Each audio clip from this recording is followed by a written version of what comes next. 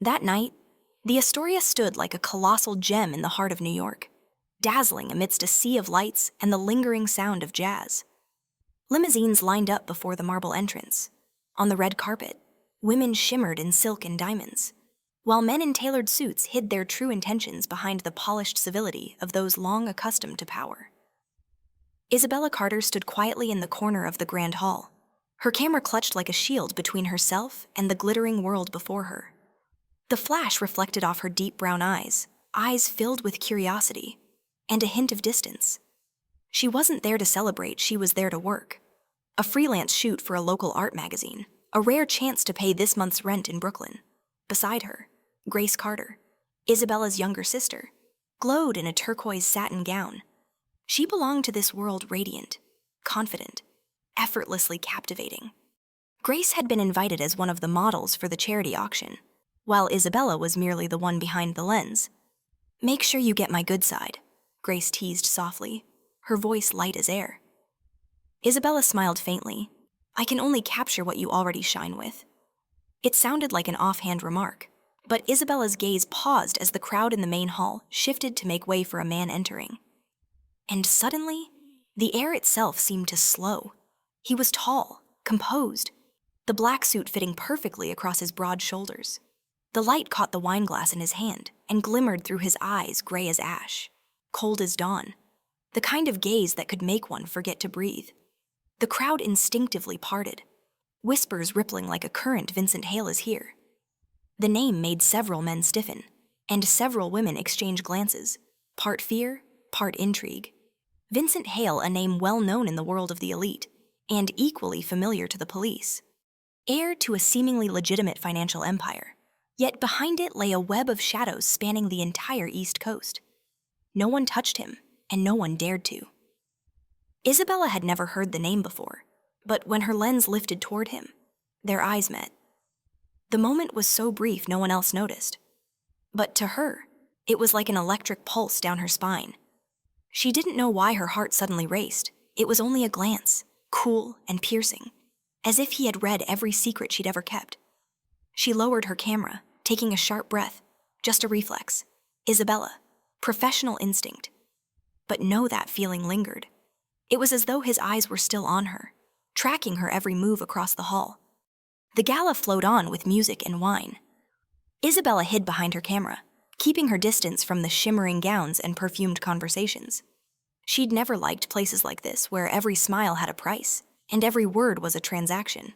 Every so often, she spotted Grace chatting easily with men in expensive suits, laughter lighting her face.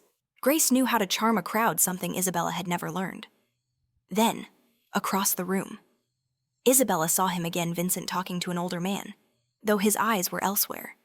His eyes were on her. She looked away, but the weight of his presence pressed close, cold and magnetic. A stranger whose every movement carried quiet command. And then he moved toward her, slowly, deliberately, as if no one else existed. "You don't belong here." The voice was low, rough, authoritative enough to make her stop. He stood before her, close enough for her to catch a trace of sandalwood in the air. "Excuse me," she frowned. Vincent tilted his head slightly, eyes locked on hers. "You're not like the masked ones around me. That lens tells me you came to watch, not to join." She hesitated. His tone carried both challenge and curiosity. "You seem a bit too interested," she said quietly. "I'm just doing my job." He raised a brow. "And your job is to see through people, isn't it, photographer?" The question silenced her. He knew she was a photographer. She hadn't told him. Before she could ask, Grace appeared, bright and cheerful, taking her sister's arm. "Vincent." "It's been so long," Isabella froze. So Grace knew him. "He's the main sponsor of tonight's gala," Grace said with admiration. "And this is my sister Isabella." Vincent held her gaze for a heartbeat longer. "A pleasure.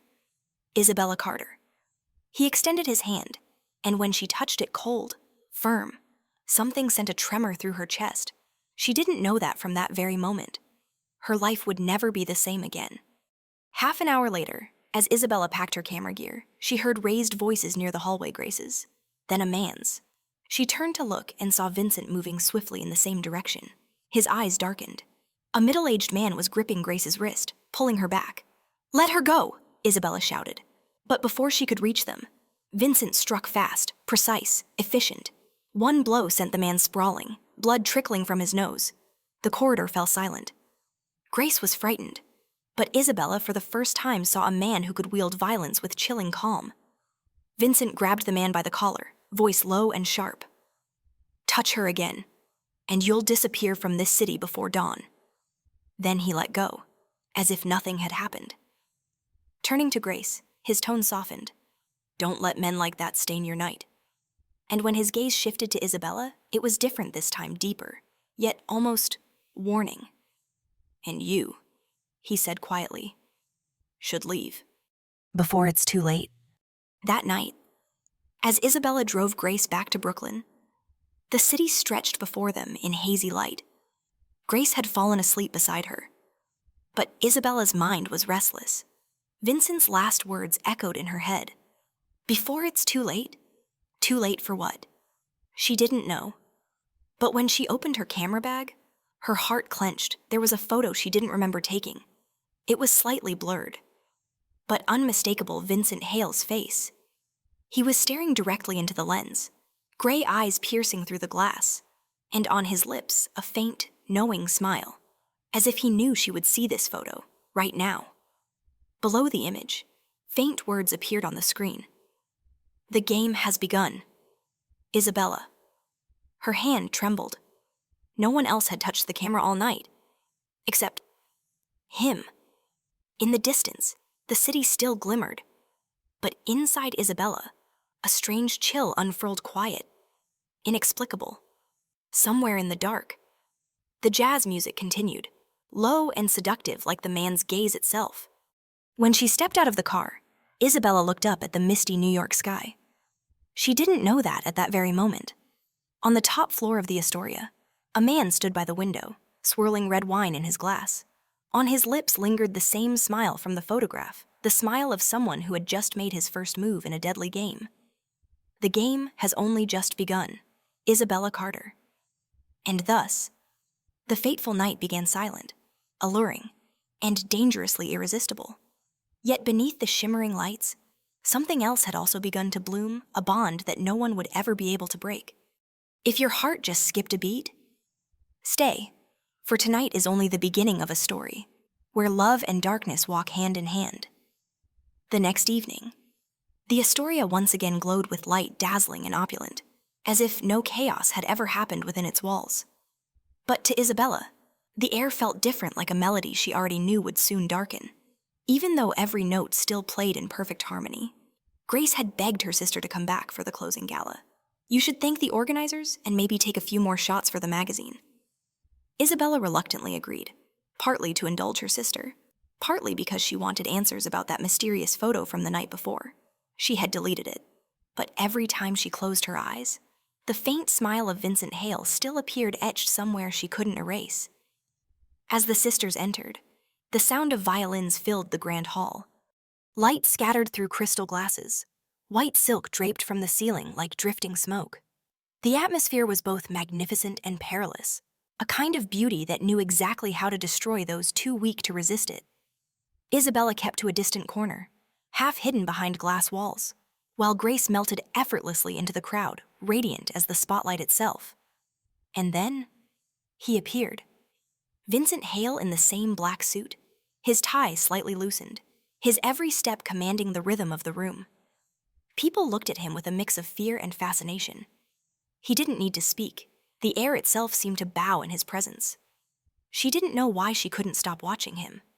Maybe it was the photo, or maybe that gaze from the night before had never truly left her mind.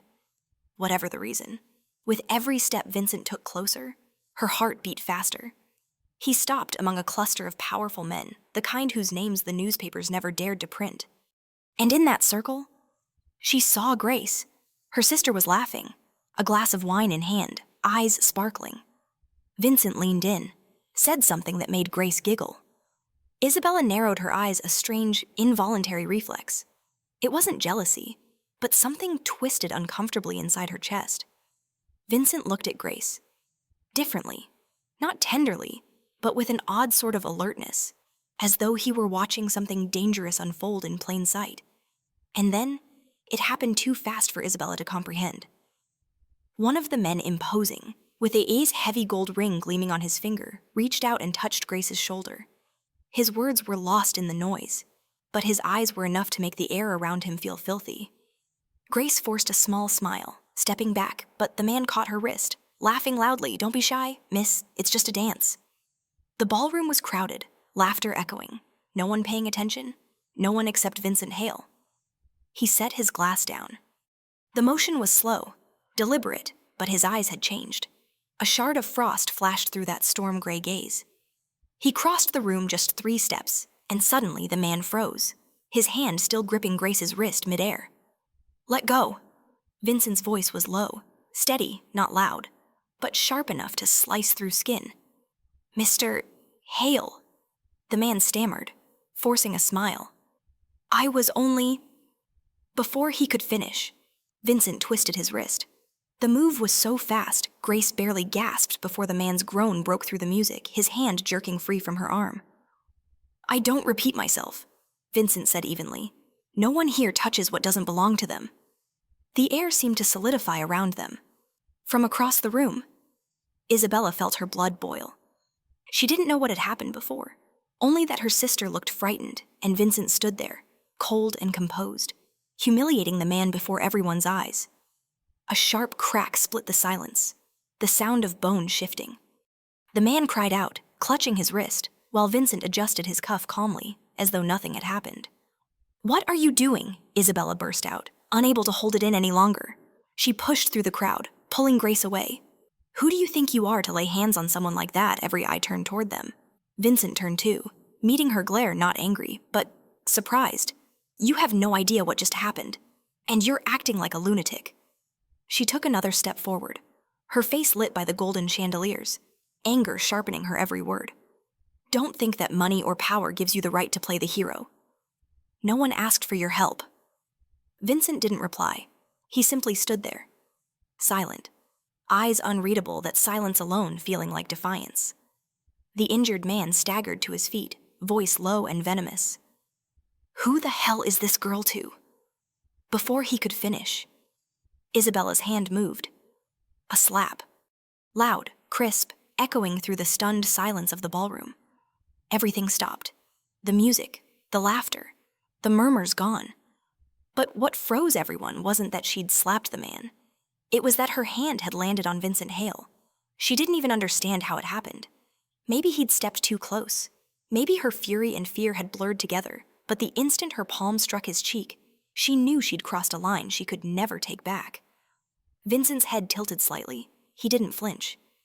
Didn't move away. Only the sharp sound lingered, reverberating across hundreds of breathless stares.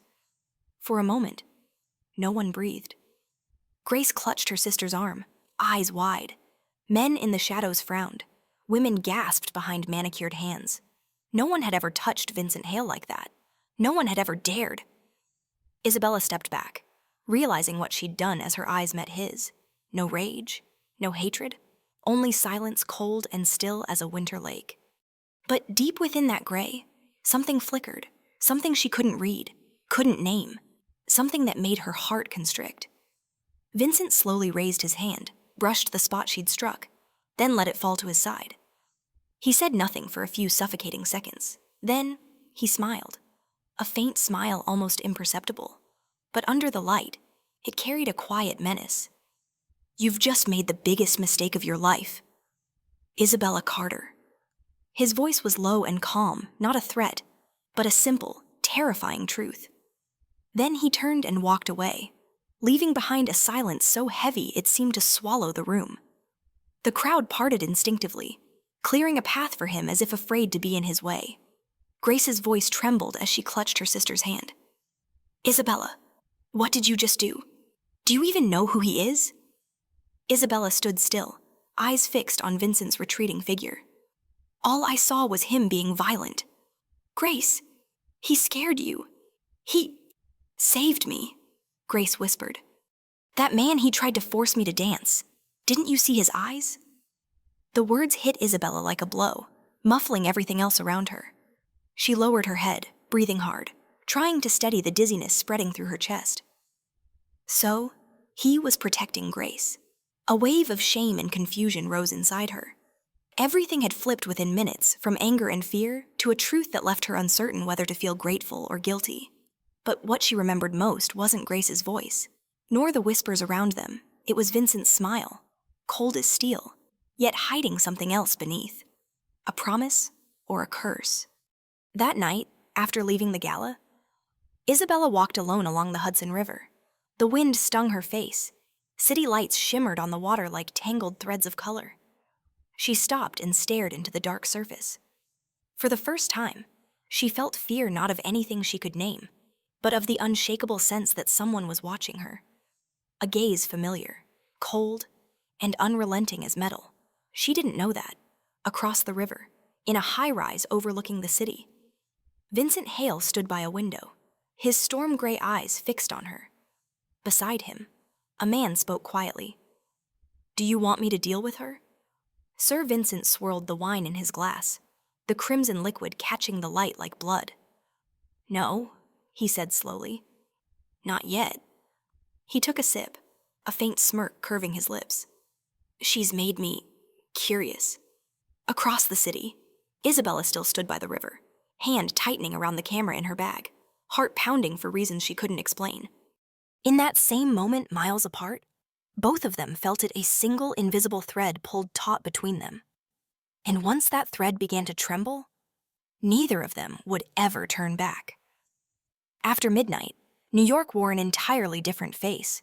The bright streets of Broadway were now bathed in muted amber light, skyscraper windows reflecting a sky the color of steel. The season's first rain fell like a thin veil, washing away the last echoes of the evening's noise. Isabella Carter drove down Fifth Avenue, her knuckles white on the steering wheel. Beside her, Grace had dozed off, her face still pale with exhaustion after the long night. Rain drummed against the windshield in a relentless whisper. In Isabella's mind, Vincent Hale's image kept resurfacing those cold gray eyes, the thin curve of his smile, and the words that cut like a blade.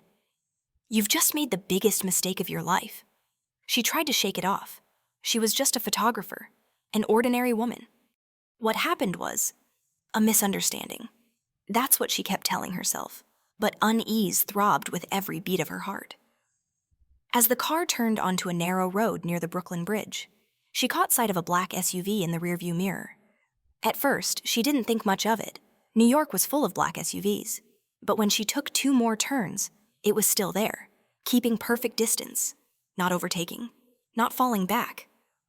A cold bead of sweat traced down her spine. Isabella slowed the car, pulse quickening.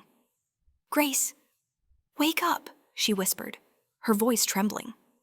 Her sister stirred, mumbling incoherently. Then a sudden screech of tires split the air, headlights flaring bright behind them. A sharp jolt rocked the car. "Damn it!" She slammed the accelerator, racing forward through the downpour, rain slashing across the glass. But the SUV sped up, closing in then, in one swift move, swerved ahead and blocked her path. The brakes screamed, rubber burning on asphalt. "Grace, get down!" Isabella shouted, and then the car door was wrenched open. Streetlight glinted on the face of the man standing there. Black shirt, sleeves rolled up, rain dripping from his hair onto his brow. His gray eyes gleamed in the dark. Vincent Hale. For a moment, he said nothing. He just looked at her calm, composed so calm it twisted her fear into something else, something confused, electric, paralyzing. "Get out of the car," he said softly. Isabella shook her head, clutching the wheel. "Are you insane? What the hell are you doing? Protecting you?" Vincent replied, voice low but firm as steel. "Out of the car, Isabella." Behind him, 2 men in black approached. One opened the rear door and gently lifted Grace out, like she weighed nothing. "Don't touch my sister." Isabella screamed, lunging forward, but Vincent caught her wrist, grip firm and burning against her cold skin. "Calm down. You're out of your mind." "Let me go. Be quiet, if you want your sister to stay alive." The words froze her blood. She stopped, staring at him in shock. Vincent's gaze didn't waver, and in it, there was no cruelty, only truth. "Someone's looking for Grace," he said quietly. "And they're not like me. You don't believe me now, but you will." Before she could respond, one of the men called out, "The car's ready, sir." Vincent nodded, tightened his hold on her wrist, and pulled her toward the waiting SUV. The door shut behind her. The engine roared to life, drowning out the thunder of her heartbeat. The SUV sped through the storm, heading toward the outskirts of Connecticut. Isabella sat motionless, staring at the rain-streaked window. She couldn't speak, couldn't even form the right questions. Grace lay asleep on the opposite seat. Breathing steadily, they must have given her a sedative. Vincent sat across from Isabella, his face half lit by the passing streetlights. "Where are you taking us?" she asked hoarsely. "To safety. I'd call it kidnapping." "You can call it whatever you want," he said evenly, still looking out the window. "As long as you're alive by morning." Isabella clenched her jaw, fighting for composure. "I don't understand any of this. You owe me an explanation." Vincent turned toward her, his gaze cutting through the dim light. "You don't realize what you've stepped into. Isabella, after that night, you and your sister became prey. Prey. You slapped me in front of men the government itself fears. To them, you didn't just humiliate me, you intrigued them." He paused, his voice lowering. "And curiosity is where danger begins." She fell silent. Everything spun in her mind, his words, those men's faces, the whispers around his name. And there he was, the man she had despised, feared, now claiming to be the one keeping her alive. A chill ran down her spine. She hated admitting it, but he might be right. When the car finally stopped, dawn was breaking. The rain had ended, mist hanging thick in the air. Before them stood an old mansion, secluded deep in the pine woods. Its architecture carried traces of old Italian design. Stone walls veined with moss, tall arched windows glimmering faintly under the moonlight. One of the men opened the door. Vincent stepped out first, then turned back, offering his hand. "Welcome," he said lightly, "to the safest hell in America." She ignored his hand, walking past him, her footsteps echoing sharply against the cold stone floor. Inside, the air was warm, scented with sandalwood and smoke from the hearth. Everything was neat, almost too neat, too still. A middle-aged woman greeted them, kind-faced but sharp-eyed. "Mr. Hale, the rooms are ready," Vincent nodded. "Take Grace upstairs to rest." "And me?" Isabella asked. He glanced at her. "Come with me." They walked down a long corridor, golden light spilling across oil paintings on the walls. Some were portraits of women, their faces blurred, their eyes sorrowful, as if holding unfinished stories. Vincent opened a small door. "You'll stay here, for now. You can drag me here, but don't expect me to stay quiet." He smiled faintly. "I've never asked for your silence, only that you don't leave." Arms crossed. Isabella met his gaze. "You really expect me to believe this is for protection?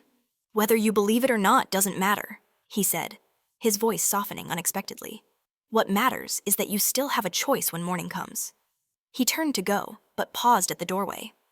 "Oh, and Isabella," he added. She looked up, wary. "Next time you decide to slap someone, make sure it's not a man who can make you disappear in one night." His eyes lingered on hers, not angry, not threatening, just cold truth. And then he left, the door clicking shut behind him. Alone. Isabella sat on the edge of the bed. Everything had happened too fast. She didn't know who to trust, only that this room, though warm, felt like a cage. On the wall hung a small painting, a sunset over Venice, gondolas gliding across still water. In the corner of the canvas, faint letters read, "Sophia Hale. 2013. Hale. The name made her chest tighten. Sophia. Someone in his family. Someone gone. She brushed her fingers lightly over the wooden frame, and for the first time that night, her fear gave way to something else, a deep, uneasy curiosity tinged with compassion. Outside the door, footsteps creaked softly. Isabella rose and peeked through the gap. The hallway was dim, lit only by the fading glow of the fireplace. And at the far end, she saw Vincent Hale, standing alone before a large window. No jacket. His silhouette stretched long across the wall. The rain had stopped. Only mist clung to the glass.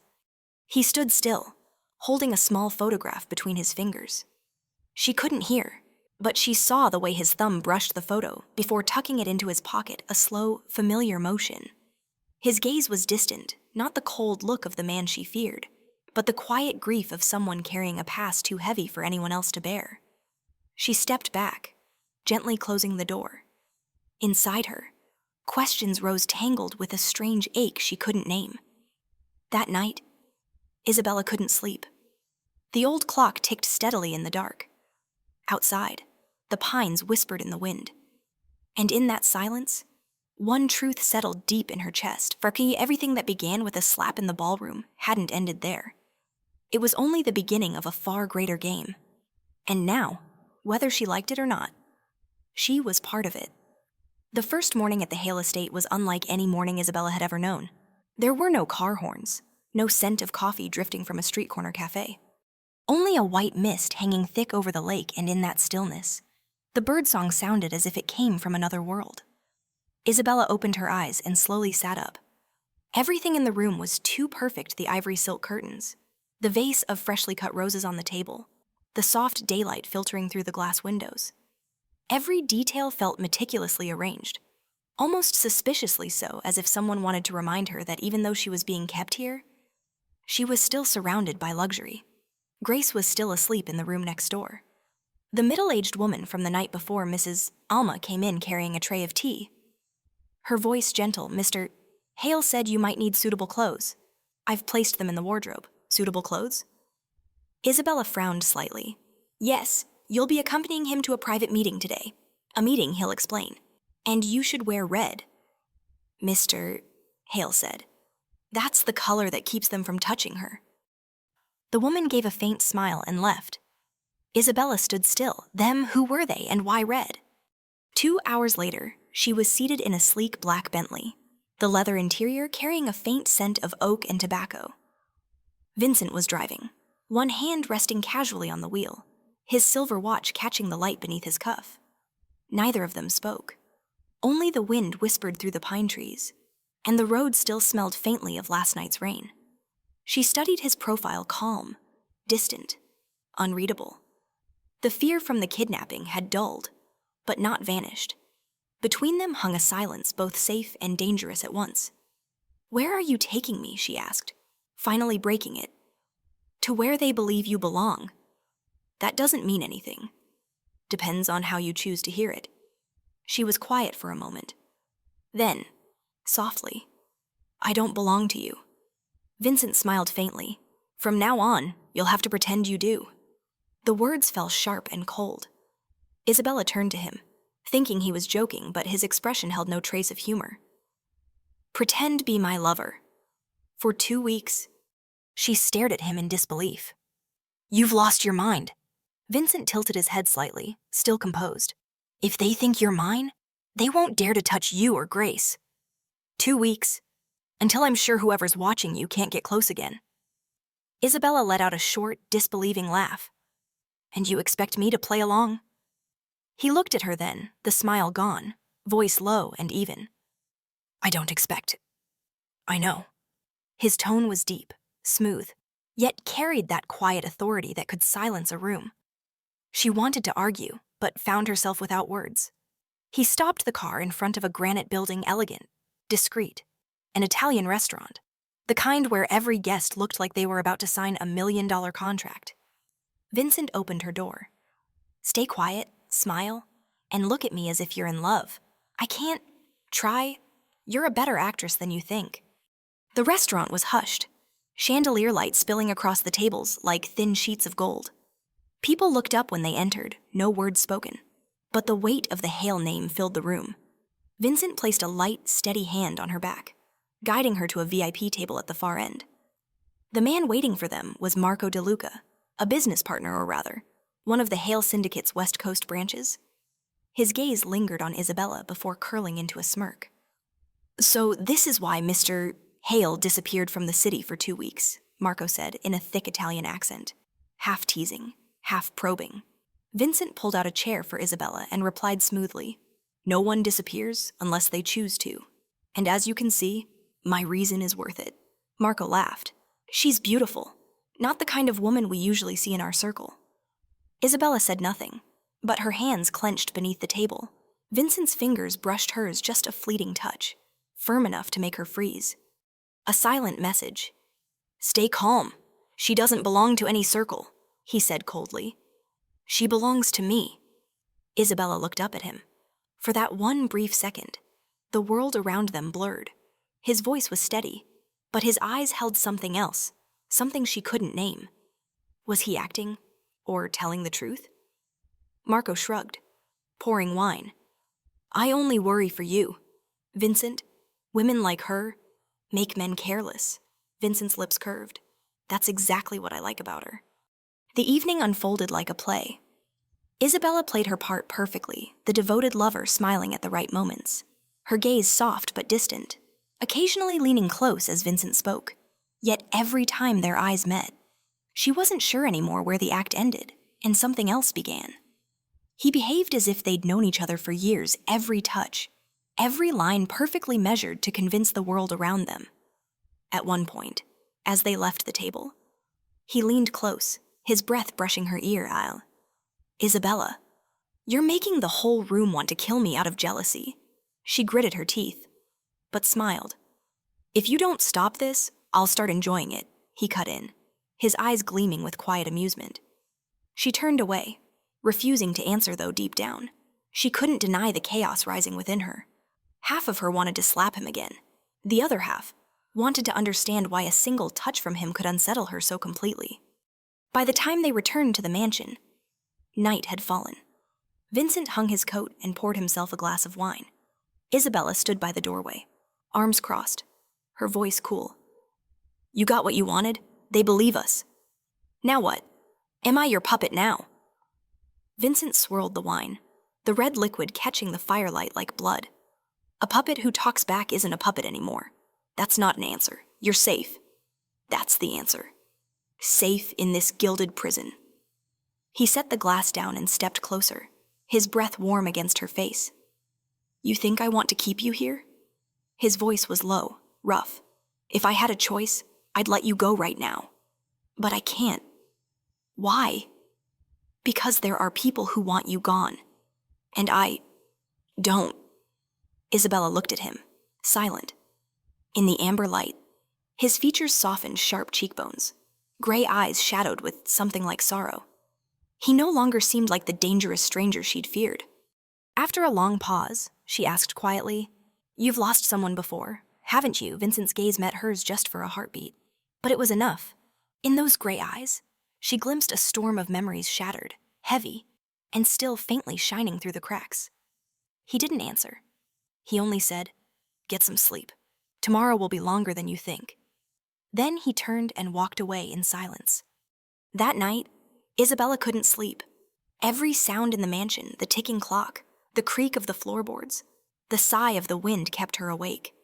She opened the door and stepped into the corridor. Downstairs, the fireplace still glowed, painting flickers of red and gold across the ceiling. She saw Vincent sitting there, alone, sleeves rolled up, eyes fixed on the fire. The glass in his hand was empty, but he wasn't drinking. Isabella moved quietly down the stairs and stopped behind him. You're not sleeping. He didn't turn. Sleep's a luxury. I'm not used to it. Not even with someone beside you, she asked, half curious, half testing.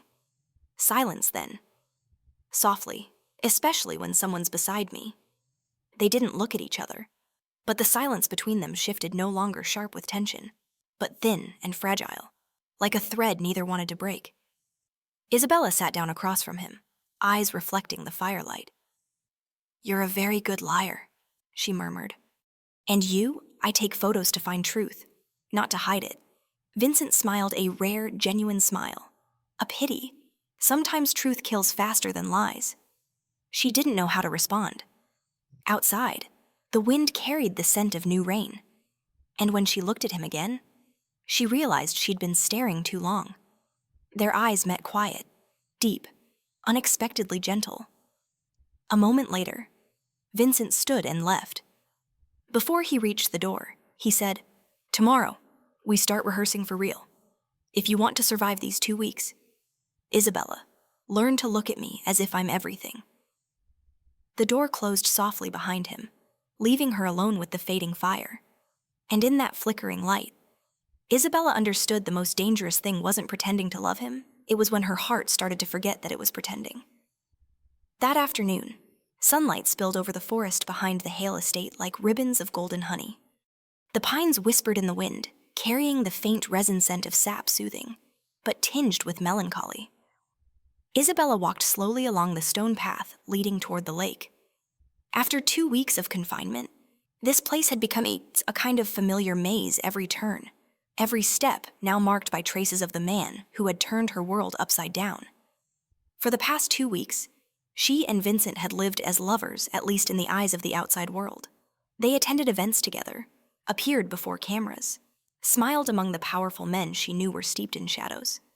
She learned to hold his hand, to look at him with tender eyes, to smile at his half-truths and teasing remarks. Everything ran so smoothly that even she sometimes forgot where the pretense ended and where the truth began. But after every performance, when the doors closed, the silence between them was like the surface of a lake before a storm. Vincent spoke little, rarely smiled, and at times his gaze grew so distant, it felt as though he were standing somewhere else in a place she could never reach. That afternoon, she decided to wander through the back gardens, to a place she had never gone. Mrs. Alma had once mentioned that Vincent kept a private library there, an old room, rarely visited. He might be there, or he might not. Either way, something in her chest urged her forward, as if the quiet itself hid an answer she hadn't yet thought to ask. The library sat at the end of a long corridor, its heavy wooden door carved with old Italian motifs. When she pushed it open, the hinges groaned with age. A scent of oak and aged paper drifted out warm, heady, and strangely familiar. The light was dim, only a few threads of the setting sun filtering through stained glass, tinting the bookshelves with amber hues. In the center of the room stood Vincent, his back to her, white shirt sleeves rolled up, dark hair tousled as if by a passing wind. He held a small framed photograph in his hand, shoulders slightly bowed, the posture of a man conversing with his past. Isabella froze at the doorway. She was about to retreat when Vincent spoke. "Do you always enter rooms without knocking?" His voice was low, calm. "Sorry," she replied, trying to sound casual. "I was just walking. The door was open. That door never opens on its own." He set the frame down and turned to face her. In the golden light, his face seemed carved from dusk cold, composed, but faintly sad. "What are you hiding in here?" she asked quietly, nodding toward the photograph. Vincent looked at her for a long moment, then gestured with his eyes.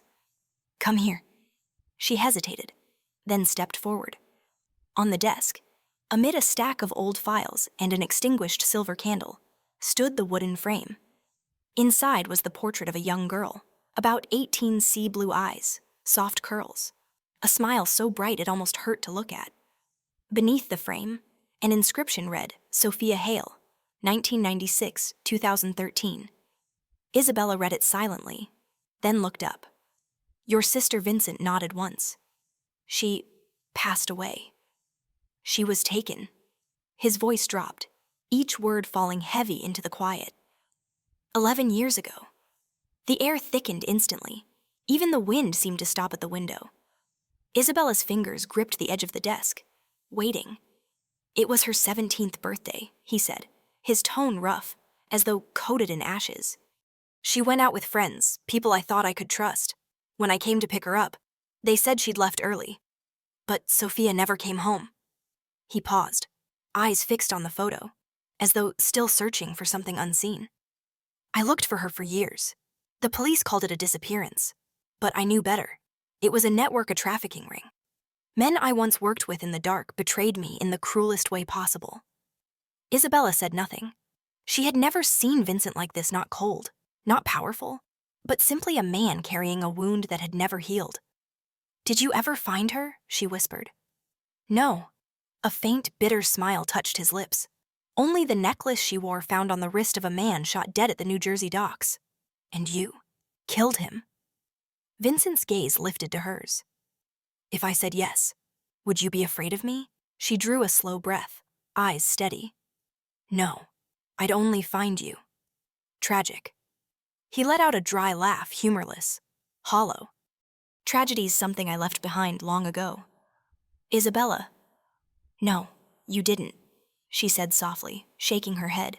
You still carry it. You just won't admit it. Vincent fell silent. Then he turned, picked up the photograph, and placed it gently in her hands. Look, do you see any resemblance between her and you? Startled? Isabella studied the photo closely. The girl's eyes, her smile, her expression not identical, but familiar, like sunlight and shadow of the same figure. Two halves of something unspoken. Maybe it's just coincidence, she murmured. No, Vincent said quietly. From the moment I saw you, something felt familiar. The way you looked at me, the way you said, "Don't touch my sister," it was exactly like Sophia. She didn't know what to say. Between them hung a strange tension, intimate, but edged with distance. Sensing her unease, Vincent set the frame back on the table. Don't misunderstand. I don't see Sophia in you. I just forgot what it felt like to trust someone enough to let my guard down. The words struck something deep within her. A warmth bloomed in her chest. Fragile, dangerous. She had never heard anyone speak with such quiet cruelty, yet such truth. You can't live in the past forever, she said softly. Sophia wouldn't want you to. Vincent looked at her. In the fading light, his gray eyes shimmered like warm ashes.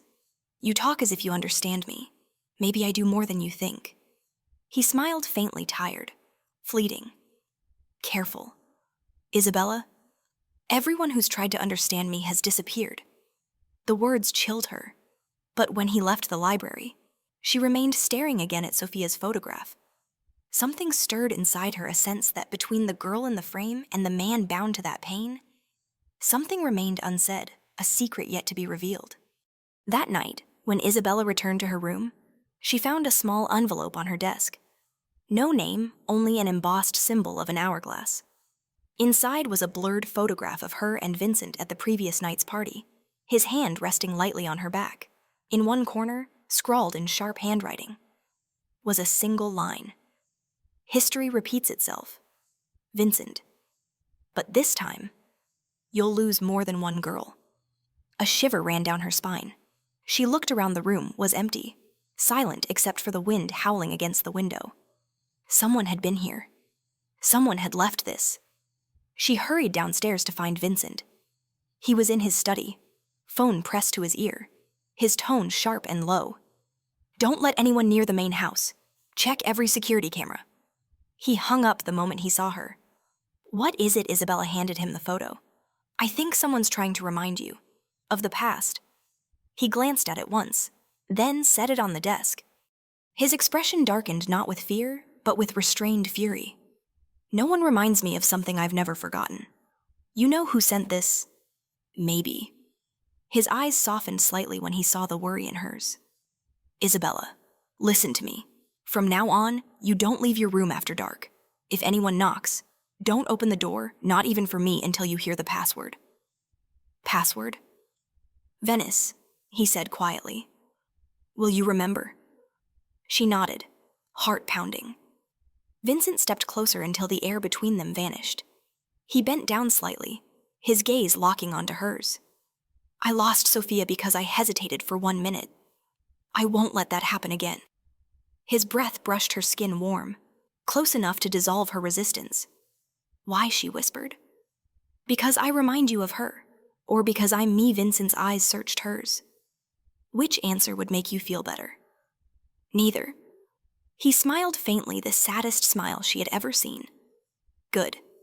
Because both are true. That night, rain fell again. Lightning flashed outside, revealing for an instant a man standing at the estate gates. Long coat, silver hourglass glinting in his hand. The next flash, he was gone. Upstairs, Isabella sat by her window, staring into the dark where he had been, unease creeping through her chest. Downstairs, Vincent remained awake, a glass of wine in hand, eyes fixed on Sophia's photograph. In the stillness of midnight, only one sound echoed the deep, deliberate chime of the old clock striking 12. Vincent closed his eyes and whispered, "I'm sorry, Sophia. This time, I won't let history repeat itself." The storm from the night before lingered until dawn, leaving behind a sky draped in gray. Raindrops clung to the window frame, catching the faint light of morning beautiful, yet sorrowful, like the breath after an unfinished dream. Isabella stood by the window, holding a warm cup of tea, eyes fixed on the fog-veiled forest beyond. Ever since she received the photograph and the threat, she hadn't slept peacefully. The feeling of being watched clung to her like a shadow. Every sound a creak, a whisper of wind, a distant footstep sent her heart racing. In the courtyard below, Vincent was speaking to someone on the phone. He stood beneath the porch roof, one shoulder of his white shirt soaked, his voice low and decisive. From a distance, he looked like a shard of light cutting through the gray rain solitary, yet so unwavering it was impossible to look away. Isabella wondered, did that man ever feel fear, or had fear itself turned to steel inside him, unbreakable, unyielding? The door opened softly. Mrs. Alma entered, carrying a tray of breakfast. "Mr. Hale asked that you not leave the house today. The security team is rechecking the grounds." Isabella nodded slightly. "He always needs to control everything." Mrs. Alma smiled gently. "When someone has once lost everything, my dear, they learn to control even the impossible." The words made Isabella pause. "You knew about Sophia?" "Yes. I was here when she disappeared. Vincent changed after that." She sighed. He stopped believing in goodness. He only believes in power now because he thinks it's the only thing that can protect those he loves. When Mrs. Alma left, Isabella remained still. That last phrase echoed in her mind, protect those he loves. Was that what he was doing, with her? By late afternoon, the wind began to howl. Dark clouds gathered. Thunder tore across the bruised sky. Vincent came upstairs, 2 buttons of his shirt undone, eyes darker than ever. "We need to talk," he said. She looked up, wary. "About what, the photograph?" "I've found out who sent it." She held her breath. Who Marco De Luca? She remembered the name, the man from their first dinner as fake lovers. Why would he do that? Vincent leaned against the doorway, his voice low and heavy. "Because I no longer control him. Because he knows I've grown weaker since you came." Her eyes widened. "I made you weaker." "Yes." His gaze didn't waver. "Since you appeared. I haven't been as cold. I can't calculate ruthlessly enough to win anymore. Are you blaming me for that?" "No." His tone softened, quiet as wind. "I'm thanking you." The space between them tightened, drawn closer by silence itself. Isabella's heart stumbled in her chest. He didn't move, but his eyes held her there like standing in the eye of a storm, where reason dissolves. She turned away, forcing composure. "Then tell me what I'm supposed to do. Stay here, until I end this, then you'll be free." "Free?" She laughed lightly. "You say that like I ever had a choice." Vincent was silent for a moment, then asked, "If you could choose again, would you still have slapped me that night?" The question made her pause. She met his eyes. "Maybe," she said softly. "Because otherwise, I wouldn't know who you really are." He smiled faintly. "Sometimes I wish you never did." That night, the storm truly came. Wind shrieked through the cracks. Thunder split the sky. Inside the mansion, lights flickered as rain drummed on the roof. Isabella sat by the fireplace, a book in her lap, though her eyes never touched the words. Every sound, every footstep below pulled her tighter with dread. A sudden crash, the slam of a door. She jumped and ran to the hallway. Vincent stood at the top of the stairs, his shirt soaked, face shadowed. In his hand, a pistol. "What's happening?" she gasped. "De Luca's men. They're near the woods. 3 guards down. Power's been cut. They want you." She froze. "Me? Why?" "Because you're the easiest way to make me lose control." He strode toward her, voice urgent. "You must stay in your room. Lock the door. Don't come out, no matter what you hear. And you, I'll handle them. You can't fight them alone." He stopped. a faint, defiant smile on his lips. This time, no one else pays for my mistakes. He turned to leave, but Isabella caught his hand. Her fingers were cold. His, burning hot, the contrast hit her like a spark. Vincent, don't go. He looked down at her, firelight flickering in his eyes. If I don't, they'll find you. I can't let history repeat itself. You mean Sophia. And you. The words broke against the thunder, sharp and trembling. She tightened her grip on him. You'll come back, right? No one's ever asked me that before, he murmured. But this time, I promise even if I have to walk through hell, I'll come back. Gunfire cracked in the distance. Lightning flashed, tearing through the black sky. Isabella sat in her room, heart pounding, palms cold. She remembered his warning, don't open the door, but every shot outside tore at her nerves, pulling her to her feet. She crept into the hallway and peered down. The firelight flickered, casting Vincent's shadow across the floor as he moved swiftly, cautious. Then a figure lunged from behind him, blade gleaming. Vincent, she screamed. He spun, dodged, and felled the man with a hard punch. Another shot, a bullet grazed his shoulder. Isabella ran down the stairs in panic. What the hell are you doing? He barked, pulling her against the wall. You're hurt, I'm fine. Go back upstairs. No, I'm not leaving you, glass shattered. A masked man crashed through the window, gun raised. Vincent shoved her down. Gunfire roared, echoing through the damp air. She heard his sharp breath, felt a searing warmth splash across her hand blood. She looked up. Vincent slumped against the wall, crimson spreading through his white shirt. Vincent, quiet, he muttered, his voice low but steady. They'll be back. You need a doctor. No one will make it in time. She trembled, pressing her hand to his wound. Blood spilled between her fingers. Hot, heavy, terrifyingly real. Don't talk. I'll call for help. Isabella. His hand found hers, grip weak but unrelenting. If I don't make it, don't say that, then remember. I didn't fail twice. Tears blurred her vision. You're not dying. Do you hear me? He tried to smile. Death never scared me. It's just... He paused, breath fading. The first time I've ever regretted leaving. She bent down, arms around him, hands shaking. Every fear, every anger, every wall gone. All that remained was pain, and something deeper, unnamed. You're not going anywhere, she whispered, pressing her lips to his forehead. Not while I'm here. Outside, the storm howled, but in the cold house, their warmth bled into one. Vincent opened his eyes weakly. Isabella, why do you always make me want to believe? She smiled through her tears. Because you never forgot how to believe, you just needed someone worth believing in. He fell silent, then slowly lifted a hand, brushing her hair back. His fingers were stained with blood, but the touch was unbearably gentle. Don't cry, he murmured. If I die, I want that to be the last thing I see. She shook her head, tears spilling onto his shirt. No, Vincent, you'll live. You owe me a promise. He smiled faintly, eyes closing. You're right. I did promise. Outside, sirens wailed his men had arrived.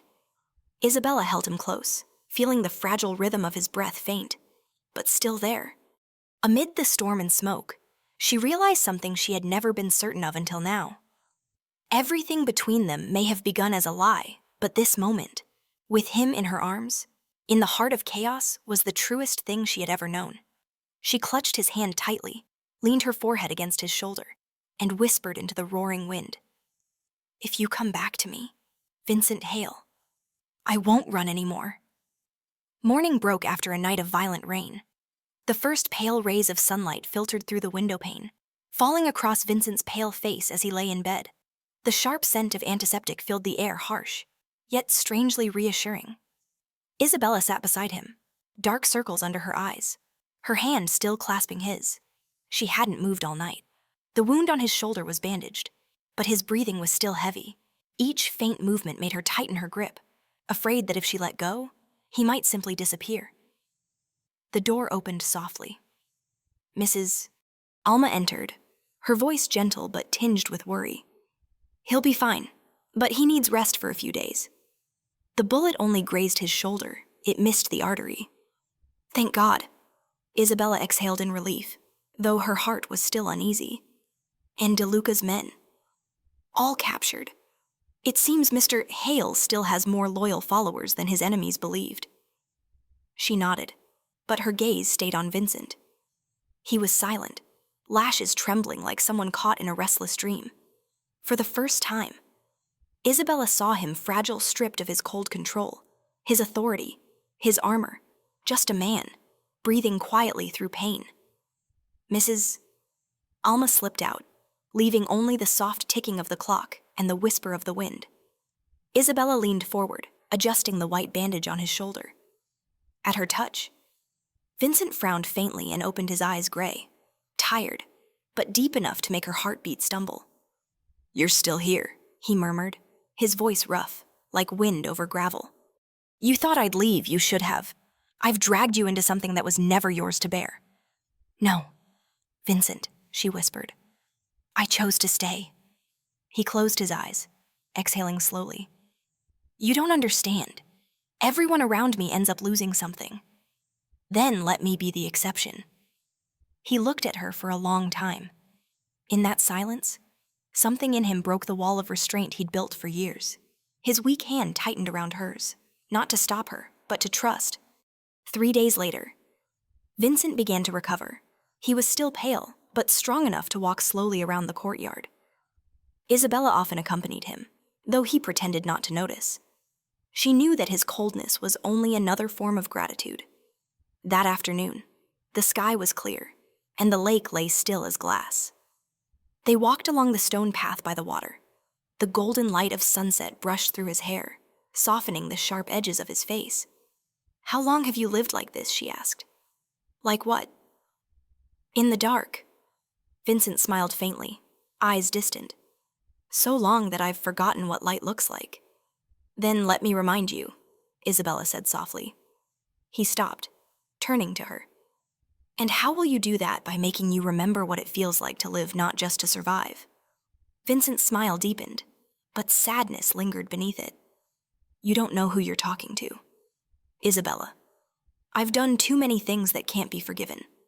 "People can't forgive only when they still feel guilt," she replied calmly, "which means there's still a part of you left to save."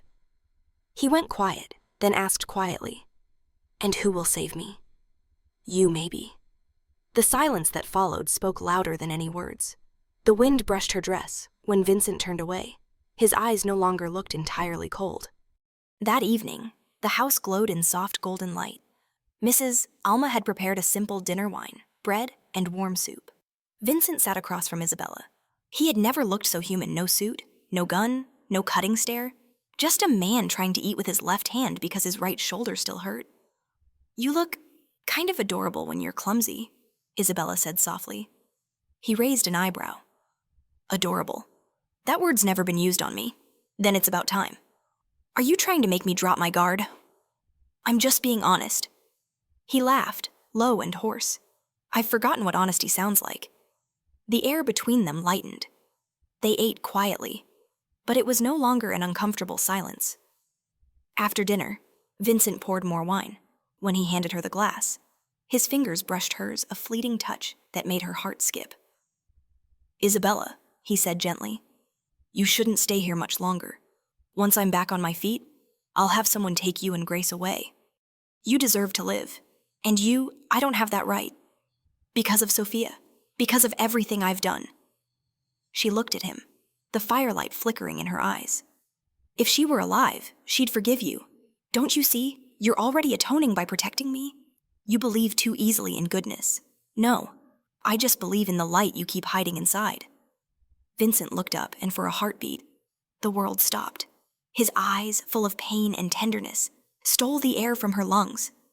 He set down his glass, rose, and crossed the space between them. Each step drew her heartbeat faster. When he stopped in front of her, the distance between them was no more than a breath. "Do you know what you're doing?" "Isabella." "I do. You're trying to step into a place no one has ever survived."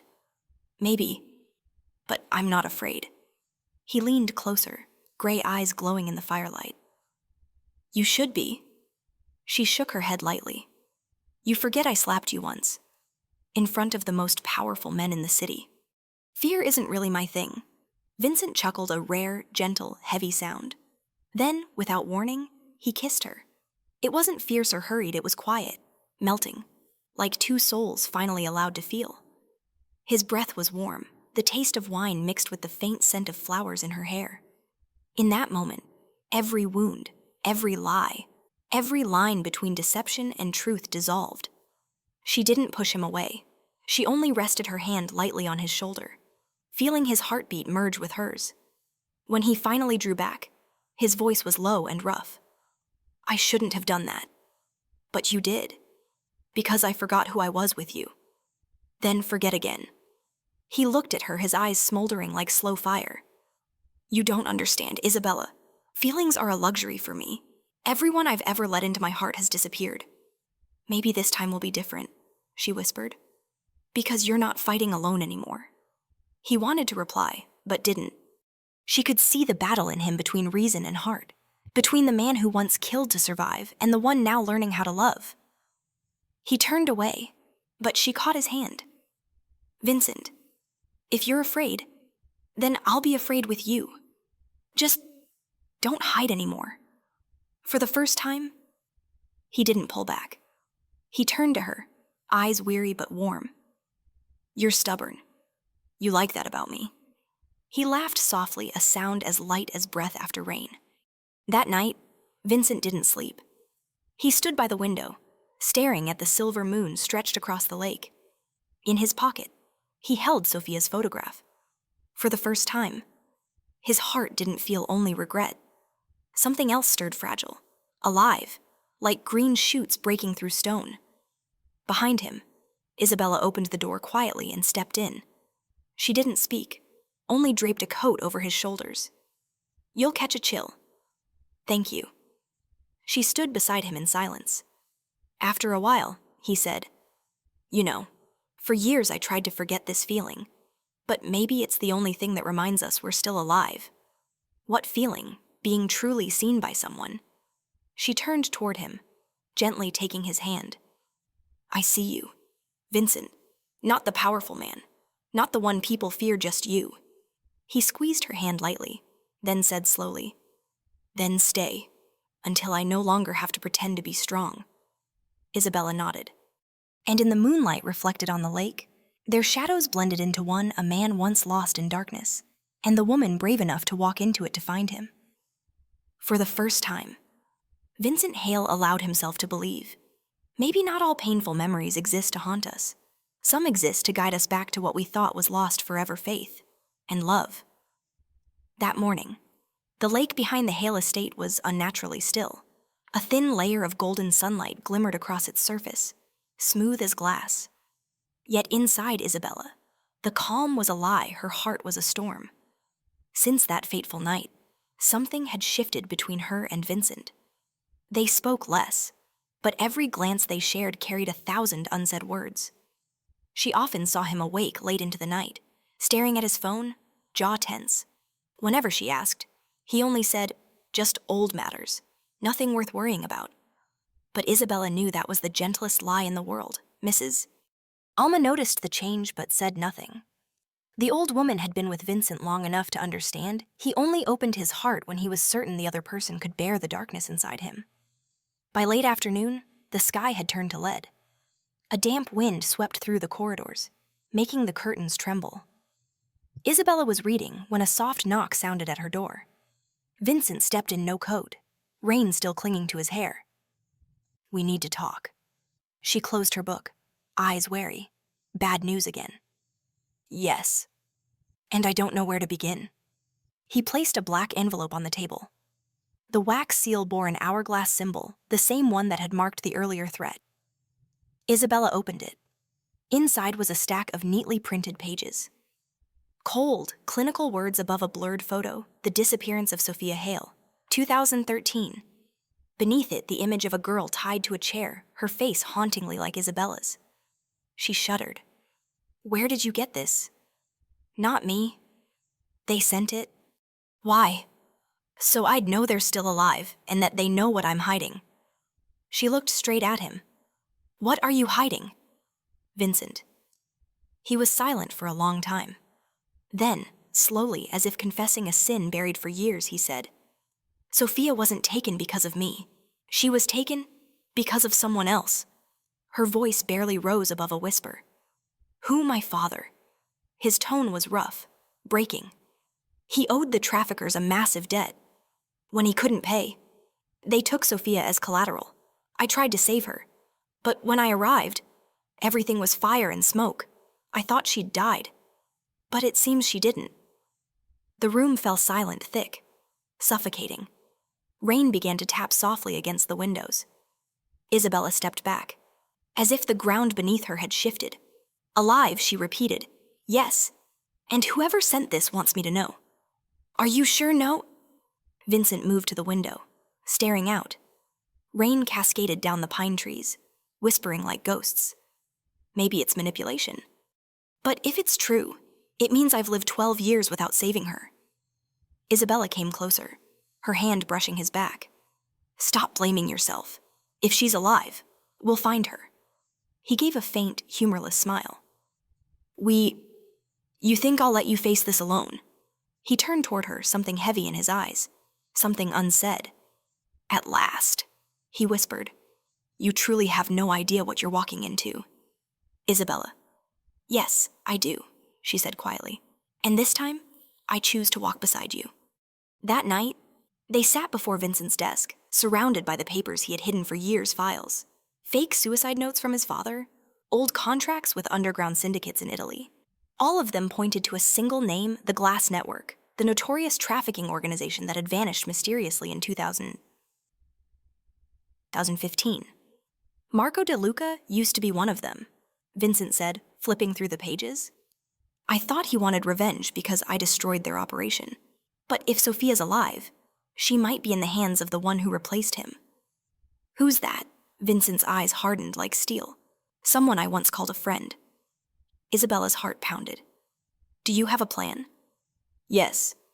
He closed the file and looked at her. But before I go, you'll do something for me. What if I don't come back? You take Grace and leave. Everything you'll need cash. Passports is in the safe. Vincent, don't say that. This isn't a tragic love story. Isabella, this is reality. I've lived too long in the dark to believe everyone gets a happy ending. She clenched her fists. You're right, but this time you're not alone. He softened. You really are stubborn. You once said I reminded you of Sophia. Maybe she was just as stubborn trying to protect you. He froze, his expression faltering. For a moment, all the walls around him fell away. He reached up, fingertips brushing her cheek, trembling slightly. Don't become the reason I lose everything again. She covered his hand with hers. Then let me be the reason you don't. 2 days later, they left the Hale estate. Vincent brought Isabella to a safe house outside the city. Grace stayed behind with Mrs. Alma. He didn't explain his plan, only told Isabella not to open the door for anyone but him. That evening, as he prepared to leave, Isabella followed him to the porch. The rain had stopped, but the air was thick with mist. You'll come back, won't you? Vincent was silent. Then he leaned forward and pressed a kiss to her forehead. If I can... She caught his hand. No. When you come back. He smiled faintly, a shadow of sorrow in his eyes. You always make me promise the one thing I'm most afraid of, because I believe you'll keep it. He walked away, his figure fading into the fog. Isabella stood there for a long time, until the gates closed and the sound of his car disappeared into silence. Night fell faster than usual. Wind hissed through the trees, making the lights flicker. Isabella sat by the window, a book open but unread. Every small sound made her flinch. Near midnight, came a knock, 3 taps, then silence. Vincent, she called softly. No answer. She remembered his words, only open the door when you hear the password. She approached slowly, heart hammering. Venice, she whispered. No reply. A moment later, a voice low, hoarse, came from outside. Venice. She exhaled in relief and turned the lock.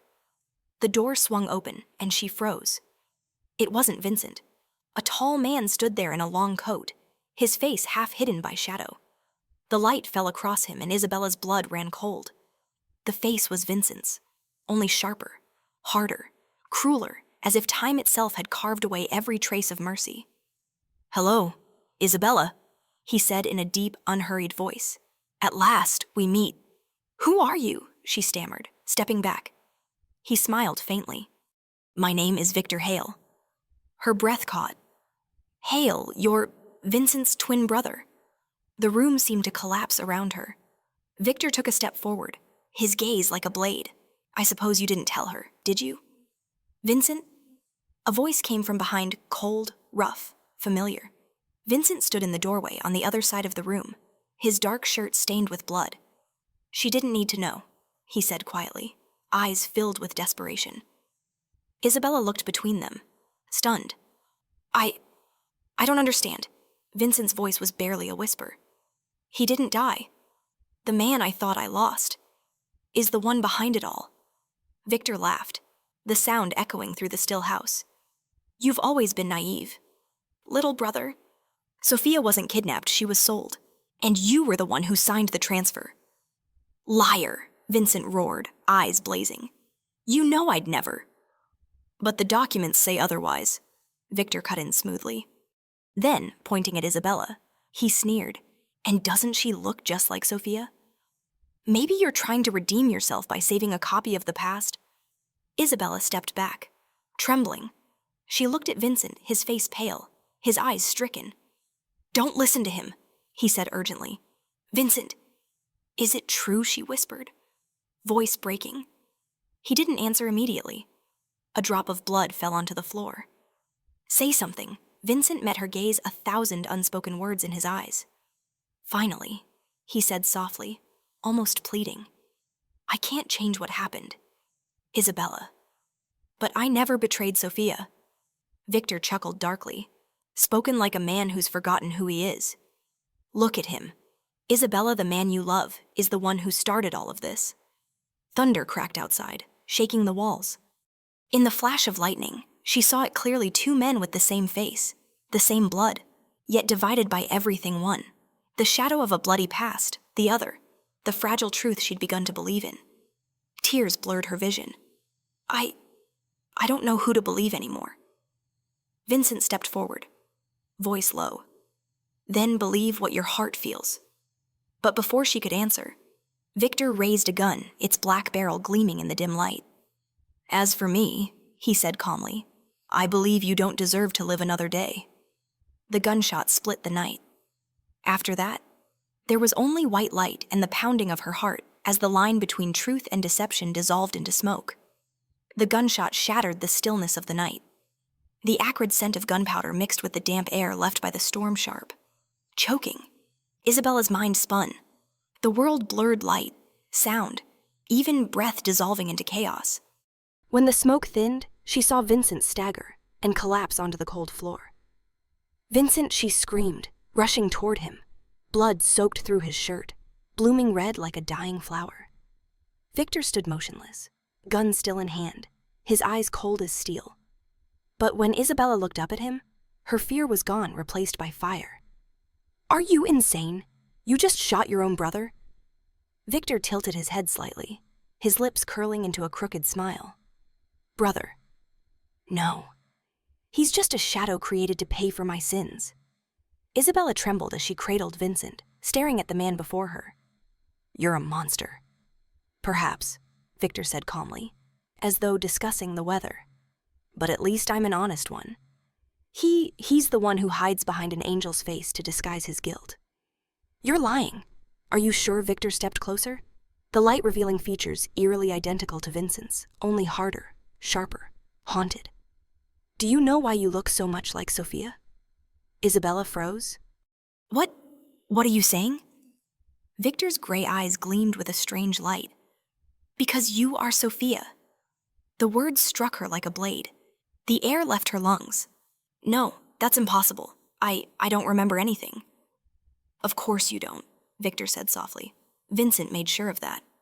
His words fell like shards of glass into her mind. Vincent lay in her arms, breath shallow, but his eyes were open, filled with love and unbearable regret. "Isabella," he whispered, voice breaking. She shook her head, trembling. "Don't talk. Please, no. He's telling the truth." The world caved in around her. She shook her head violently. "No, no, that's not true. I'm Isabella Carter. I live in New York." Vincent's trembling hand touched her cheek. "That name, I gave it to you after I found you at the docks in 2015. His voice faded like something carried by the wind. "When I found you, Sophia, you'd lost your memory from the trauma. I couldn't take you back. They were still hunting us. So I hid you, gave you a new life, and a new name." Tears streamed down Isabella's face. She no longer knew who she was. "You lied to me," she whispered. "No, I saved you the only way I could." Victor gave a short, bitter laugh. How touching. "But every false love ends the same, Vincent. You saved her to ease your guilt, and now you'll lose her all over again." He raised the gun. In that instant, Isabella didn't think she moved. She threw herself in front of Vincent, arms spread wide. "If you want to kill him, you'll have to kill me first." Victor froze, hesitation flickering in his eyes. "Sophia, move. You don't understand. He destroyed our family. No," she shouted. "You are destroying it now." His hand trembled. Lightning flashed, illuminating his face, and for a moment, he didn't look like a monster at all, but a man haunted by too many ghosts. "You don't remember. You don't know what he did." "I do," Isabella said through tears. "He saved me. He loved me. And you turned your pain into hatred." Victor was silent. Rain began to fall again, drumming softly against the roof, glimmering like silver. Slowly, he lowered the gun. But at that moment, a shot cracked through the window from outside. Glass shattered. Muzzle flash flared. Victor jerked back, hit square in the chest. He fell, eyes wide, words dying on his lips. Isabella gasped. "Oh my God!" Vincent, bleeding and weak, dragged himself forward, catching his brother before he hit the floor. "Victor, look at me." "Who did this?" Victor gripped his wrist, gasping, blood bubbling at his lips. "Not me. Sophia." He rasped and then went still, his eyes, fixed on her, dimmed into silence. Outside, an engine roared, fading into the night. 3 days later, the Hale estate was sealed off. International authorities took over the investigation. But every trail ended in smoke. No fingerprints, no witnesses, only one custom-made bullet, one once used by the Glass Network. Vincent sat alone in his study. The dim light from the window traced the outline of his face, drawn and hollow. Before him lay an old photograph, Sophia at 17, smiling in the sunlight of a long-vanished summer. Now, across the room, she sat quietly. Isabella. Sophia. She no longer knew which name belonged to her or which one she wanted to keep. "You knew from the beginning?" she asked softly. "Not from the beginning," he said. Voice rough. "Only when I saw your eyes for the first time. But I didn't tell you. I was afraid you'd hate me, and you thought lying was better. At the time, I believed that if you could forget the past, you might have a chance to live again." She gave a faint, broken smile. "You don't understand, Vincent. The more you tried to protect me, the more I lost myself." He said nothing. Rain began again, tapping the window like a heartbeat breaking apart. And now she asked quietly, staring out at the mist. "You'll keep searching for whoever shot Victor, I have to," he said. "For Sophia?" She turned to him, her gaze steady. "And what about Isabella?" Vincent froze. The question cut straight through him. He looked at her, the woman who was both his past and his present. "Both are you," he said at last, voice trembling. "But only you can decide which name you'll live as." She didn't reply. Instead, she walked to him, her fingers brushing his face, tracing the faint scar near his temple. "I don't want to be someone's memory," she whispered. "I just want to be the woman beside you when you finally stop punishing yourself." He caught her hand and drew her close. "You don't understand. Sophia, I've made more mistakes than you can imagine." "Then let me share them," she said softly. "If we're both broken, Let's piece ourselves together, no matter how sharp the edges. Vincent closed his eyes, his breath brushing her hair. You shouldn't forgive me this easily. This isn't forgiveness, she murmured. It's a choice. Later that night, Isabella sat at the desk, staring at a photo of Victor. She didn't know whether to mourn him or hate him. In his eyes, she saw Vincent's reflection, both men haunted by the same darkness, except one had chosen hate, and the other, love. Vincent approached, holding a small envelope. I found this in his room.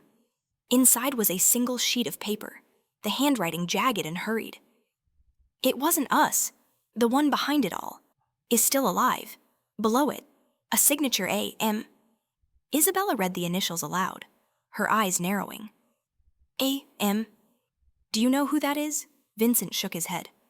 No. But if Victor was telling the truth, then it isn't over. She lifted her gaze to him, voice steady. Then we'll find them. Together. Vincent's lips curved into a faint smile, the first in days. Together. Huh? Yes, she said firmly. No more Sophia in hiding. No more Isabella deceived. From now on, there's only one woman who knows exactly who she is. He looked at her for a long time, then nodded. In his gray eyes, something had changed, the coldness melting into quiet warmth.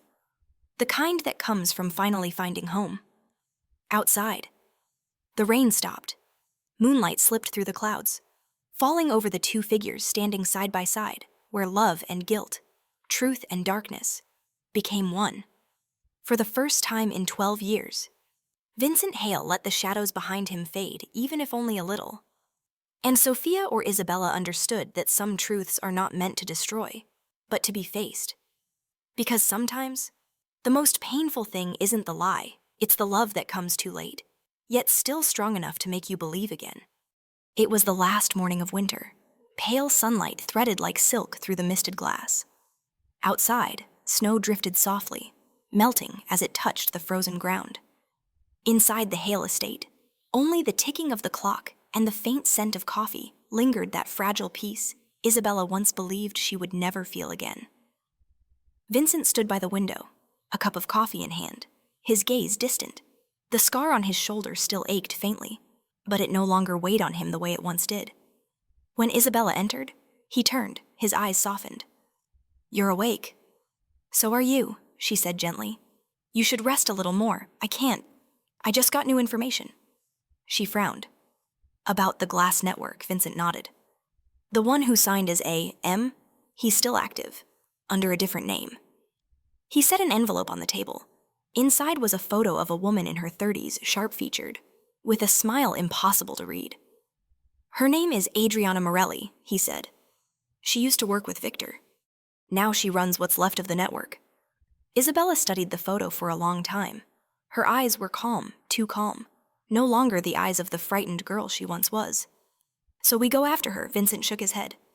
No, this time, we wait for her to come to us. A week later, they arrived in Venice, the place where everything had begun.